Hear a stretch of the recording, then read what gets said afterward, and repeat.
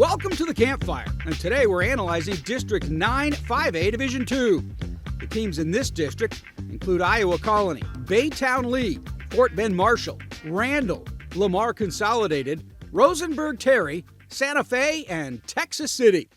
Let's begin by taking a look at these teams in our film session presented by the Houston area Chevy dealers. The conversation of 9 5A Division 2 starts with Richmond Randle, the reigning and defending 5A Division 2 state champions. They won all 16 games last year, and in 9 of those victories, they held their opponent to 7 points or less. But it's the offense that scares folks, particularly Landon Williams-Callis. Last year as a sophomore, Landon rushed for 2,100 yards and 43 touchdowns, all while being shut down at the half in several games because of blowouts. Williams-Callis is widely considered the best running back in the nation for his class, and that's right, he still has 2 more years to go. Randle will have a new offensive coordinator this year, and Tyler Skrabanek will be full-time quarterback instead of platooning. The Lions will also have a healthy Pac-Man Dominguez returning at linebacker. But hold on, you can't just give the title to Randle, not when a talented Iowa Colony is also in the district. The Pioneers played Randle twice last year, and many expect the same this year. Iowa Colony returns Carson White behind center and Jayden Warren back as a receiver. These two teams are forming quite the rivalry. And then there's Fort Bend Marshall. One thing you know about the Buffs is they always have that track speed. This year they will look to wide out Jordan Simmons and defensive back Isaiah Williams to provide that speed. Texas City was the 4th playoff team a year ago, and they'll be looking to Jaden Johnson to make plays at receiver. The other 4 teams in the district will try to upend the Stingarees for that 4th spot. Rosenberg Terry returns an experienced quarterback in Everett Gray.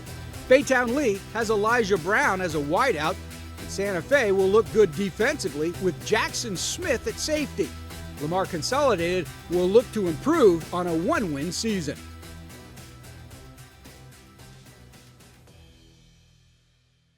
The film session is presented by the Houston area Chevy dealers. Together, let's drive.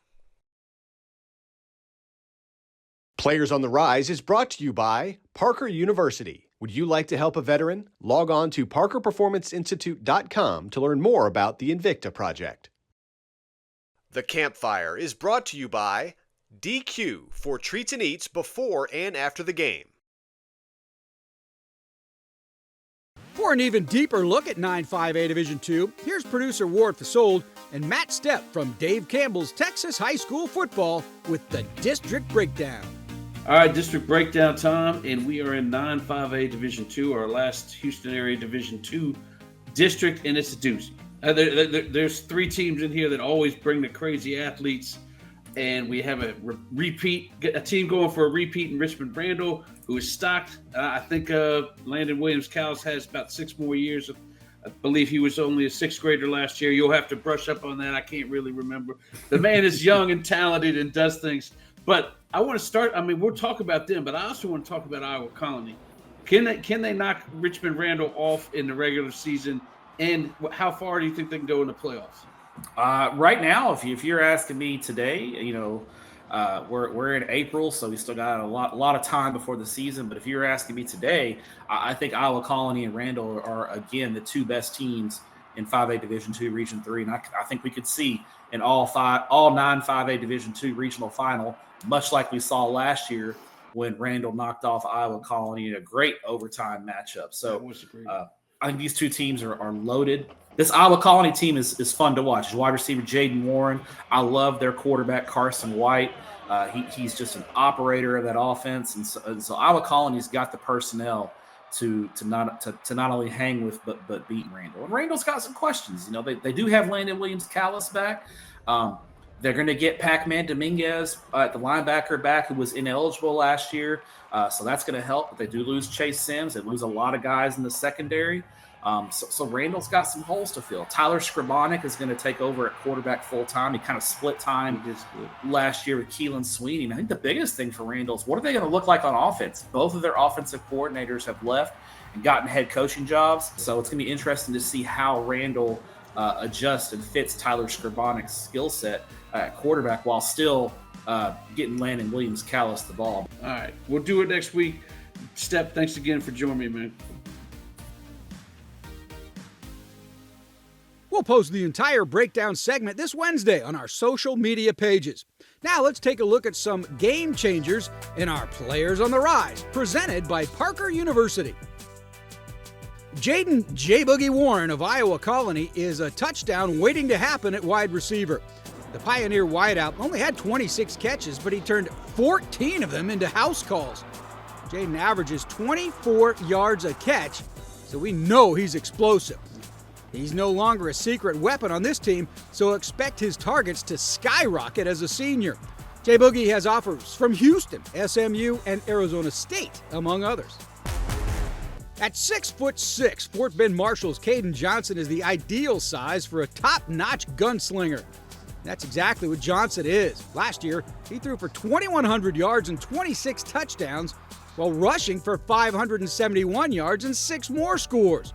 The big, strong-armed quarterback has plenty of speed to work with in his receiving core, and he uses that to his advantage for big plays. Johnson has offers from Colorado, UTEP, and UTSA. Richmond Randle is ecstatic to have Noriel Pac-Man Dominguez back at linebacker. Dominguez missed a good portion of last season due to injury, but looking at his sophomore stats, you'll see why he's a problem. 92 tackles, 4 sacks, and 12 tackles for loss. I say that's a definition of a menace. Pac-Man will be back in the fall to gobble up ball carriers, and he has offers from Baylor, LSU, and Florida, among others. Safety Isaiah Williams from Fort Bend Marshall is the best defensive back in the district. Williams has all the characteristics of a dominant safety. He's explosive, versatile, physical, and a great open field tackler. He missed 3 games last year due to injury, but as a sophomore, he recorded 90 tackles and made 4 interceptions. Williams has narrowed his college choice to 5 schools, including Texas, Oklahoma, and LSU. The film session is presented by the Houston area Chevy dealers. Together, let's drive.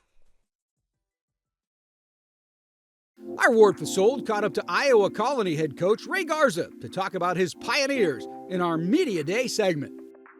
All right, we are talking non-5A Division II with Iowa Colony head coach Ray Garza. And Coach, man, I could take this whole 10 minutes and talk about Jayden Warren. I'm not going to do that. We'll get to him later, but just know that's a question I'm coming for you with. I really want to start off by talking about this district and especially teams that are fairly new. Your Iowa Colony Pioneers is one, Richmond Randle's another, and the accomplishments you guys are making right off the bat. I mean, you guys played each other twice last year. I'm no Nostradamus, but we may be seeing it twice again this year. Just talk about how you've kind of made strides with your team, and especially in this district as well. Yeah, I mean, Randle, such a great season they had last year. Tough district all around, but they had a magical season, and they went and finished that with a state championship win. But there's a lot of good football played in this district. You're going to get tested every week. We've got a lot of great head coaches, a lot of good players in this district.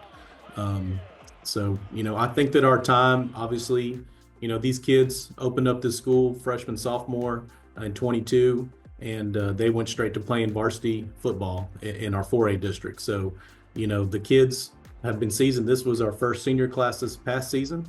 Those kids were thrown in the fire and they responded well. So that experience obviously helped it paid off this last year as making that run all the way to the quarterfinals. I appreciate you joining me, Coach. Absolutely. I appreciate you having me.